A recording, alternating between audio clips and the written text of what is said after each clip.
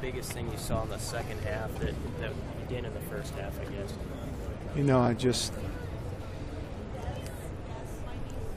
We're a young, new, developing defense, and to come into this environment and under the strain and stress, you have to. It's what we were talking about, over the last few weeks.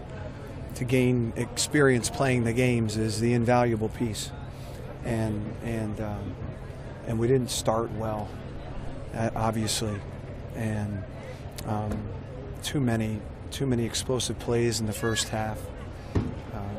A lot of strain, a lot of stress on a developing defense. Did they do? And no, it's okay.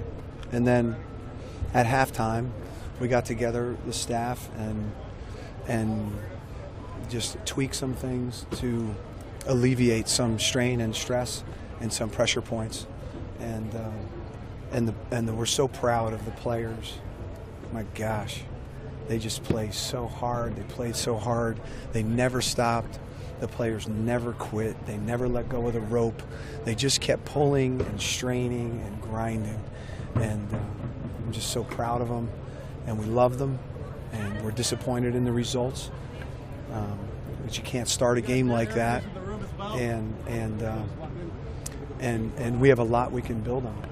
A lot to coach and a lot we can build on. It looked like the coverage that your guys just played better coverage in the second half. They got tighter on the post. Maybe they played those bubbles a little better. No, you're exactly right. And early, we were prepared and we went in with an idea, and it was just a sequential mess, early in a lot of areas, and we made some tweaks, and the players bought in and just kept straining and pulling. And you're right, they did a much better job in coverage, and had some tackling stuff here and there, and we had a lot of next men in the back end. Again, a young unseasoned back end that needs game experience. Had even more guys going in now, with Joshua not going in. So. What do you mean by a sequential mess? I mean just explosive play, exacerbated by that. You have an expectation that it's going to look a certain way and go a certain way, and then young players, a new defense, a developing defense, a process. So you have this process that's happening day to day, and there's been some spectacular moments, some great moments, a lot of winning, a lot of success, a lot of development. And for 15 minutes, in the process, it just was really poor. Well, you got that stop at the end. You saw the players coming off the field. How do you feel at that point? It looked like a confident defense in the end. No, I think that they went out and just settled down, did their jobs, tried hard. They tried hard at the beginning too. It's like I'm saying, it's a developmental process, and this is part of it. And listen, it is what it is. Very challenging, very talented offenses, very challenging systems, a lot of pressure in the area where we're most developmental. That's been a little bit of a process, and it's all good. I mean, it doesn't feel good, and kudos, holy cow! I mean, what a incredible, just unbelievable Cornhusker fans.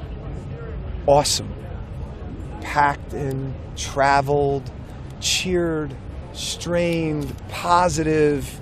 They're unbelievable. It's unbelievable. The supporters of this program, athletic program, specifically football program, it's awesome. It's just a joy. Being in football my whole life, it was very, very impressive to watch this group travel here and strain the way they strained.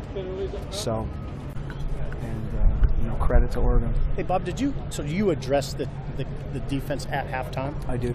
What do you tell them? I mean, in this case, what was your message? Can you share? I can. One thing is to just specifically give them specific things, systematic things that we can do and change to help them. And then some other fundamental and alignment changes and tweaks that we can give them, real information to help them. And then try to refocus the unit's energy on playing each play individually as one play, and not looking at the scoreboard and not thinking about the first half. That's a history lesson to learn from. Hey, what did you see? What did you see from your guys at halftime? I mean, when you looked at them, what did you see?